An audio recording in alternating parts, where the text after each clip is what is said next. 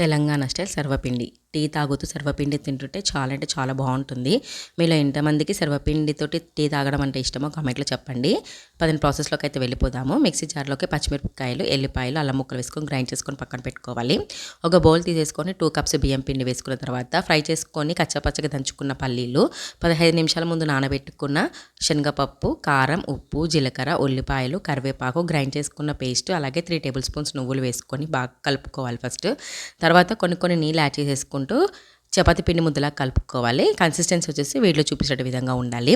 సర్వేపిండి చేసే గిన్నె తీసుకొని ఆయిల్ స్ప్రెడ్ చేసిన తర్వాత చపాతీ ముద్ద సైజ్ కన్నా పెద్దగా చేసేసి ఇలా స్ప్రెడ్ అయితే చేసేసుకోవాలి. తర్వాత హోల్స్ పెట్టేసుకొని స్టవ్ పైన పెట్టేసి హోల్స్ మధ్యలో ఆయిల్ వేసేసి మీడియం ఫ్లేమ్లో ఒక 5 నిమిషాలు అయితే ఒక పక్క వేయించుకోవాలి. ఇంకొక వైపుకి తిప్పేసి 2 నిమిషాలు ఉంచితే సరిపోతుందండి. ఎంతో టేస్టీగా ఉండే సర్వపిండి అయితే రెడీ అయిపోతుంది. మిగతా పిండి కూడా అలాగే చేసుకోవాలి.